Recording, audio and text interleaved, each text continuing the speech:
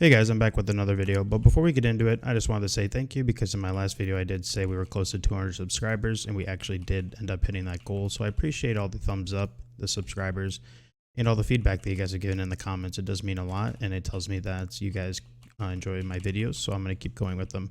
While I'm mindlessly doing these quests right now, I figured I'd come up and give you guys some simple tips that would help players get to level 20 and get to a more interesting part of the game. Now, if you are experienced like myself, you probably know most of these tips or don't use them, and that's totally fine. These are more for people that have just started playing a hardcore type of game or style, or the people that have just never really played Classic WoW before, which there's actually quite a few people because of all the hype going around this game right now. So the first one I wanted to mention was caves, and that seems to be the main killer right now for low levels with all the instant respawns, or you catch yourself in a bad spot. Or you get greedy and you try to go for an extra skin or an extra copper vein, and then you end up dying and paying the price. Now, a strategy that I like to use for the caves is 2 steps forward and 1 backwards. Now, what I mean by that is you kill 2 mobs in front of you, and then you turn around and kill the one behind you. You just keep up a constant pace. You should be okay. But with the amount of players playing the game right now, the chances of someone tagging a mob that instantly respawns on you is pretty high, so you should be okay. But in certain situations like the Cobalt Cave and Lac Modan, which is kind of quiet, and things like that, try to use that approach. Just make sure you have a pace going. Now, my next one is pretty simple. Oh, we got 2 here. My next one, pretty simple, is a lot of people prefer engineering, which is fine, and WOTLK, which is also fine, but I actually enjoyed using the gathering professions. I went with skinning and I went with leatherworking just because I'm a rogue. But why I say gathering profession has been good is because is because there's been a huge influx of players that it's been so easy to walk around and get skins. I was in the Yeti cave when I first started this character in the starting zone, and I ended up walking out, in my only trip that I went, I got 115 pieces of light leather just from bodies that people were leaving on the ground. Free skins, free skill ups. I was able to make all my gear pretty much right off the rip because of that. Now, if this was a situation where the server wasn't as popular, maybe I would change my idea, but I do think a gathering profession right now is a very good idea, and I think you should look into it, especially if you are a rogue or a hunter or someone who could actually use the gear. I pretty much have made my whole set of gear here, and it's actually been really useful, and it's helped me kind of make this whole hardcore style of play just way easier. So my next tip right here is a pretty simple one as well, but it's about your bag space. And I think it is highly worth it, especially in the starting zones, to stay around, kill an extra 5-10 minutes of mobs, and pray you get a 6 slaughter. The amount of times, I don't think you know what? I don't think I've ever left the Dwarf Gnome starting zone or Duratar without a 6 slot bag. I try to stay around, camp them as much as possible, try to get that 6 slot, because early on that is just huge. Now, when you get up a little higher in your teens and things like that, money's a little more easier to come by. So I suggest you go to a bag vendor in the major cities and you buy 2 of them for 5 silver each. Now, it might make you broke at that point in time, but it's going to be worth it because those extra slots are eventually just going to pay back in the money that you invested in.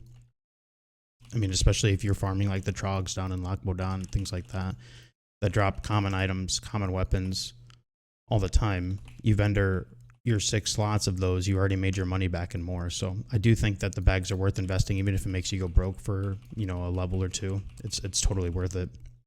Which goes to my next thing with money, is don't buy useless spells. Like things that I think of, I'm just going to pick on hunters here, but you know, a couple useless hunter spells are like Eagle Eye. There's just really no use for that right now. And things like tracking bees, tracking elementals, tracking undead, stuff like that. Don't buy useless spells. Waste your money, especially with money, you know, kind of being at a premium right now, and you need it for your mounts and things like that. It's just not worth your time. My next tip here is don't be afraid to grind a level out.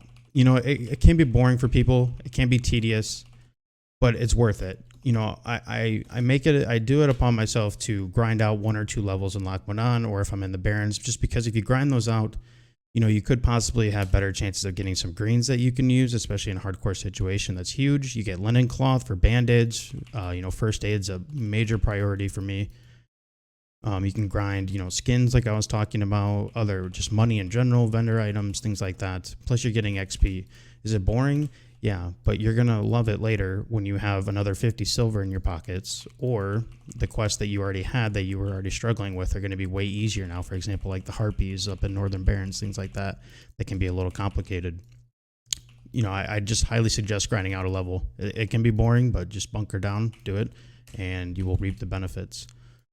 Another thing with that, though, is just a small minor tip, is, you know, what I was saying, grinding things out, keep things like your scrolls.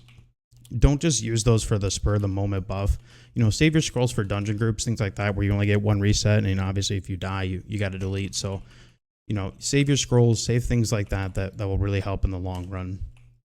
Especially, you know, the armor buffs, things like that could really help your tank out for hardcore. That small difference there could make the difference on a Van Cleef ad or something like that. My last tip is more of a just you should do at all time things, and that's record your gameplay. And with all the fun right now that hardcore has had, there's a lot of negatives that are coming out, and the main one is just people griefing people. You know, we've had people bring stitches into Westfall, or people have been kiting wolves and coyotes from Badlands into the Lac Moran, things like that. And then you have the people that are flagged on the flight paths and things like that. Make sure you record your gameplay, because you can actually appeal those deaths. If you didn't know, you could appeal those deaths in the hardcore Discord, and a lot of those times they'll get reversed. It might take a little bit, but especially with it being more popular right now, might take a little bit, but it's totally worth it. So always record your gameplay, because if you don't record your gameplay and you get griefed, you have no proof.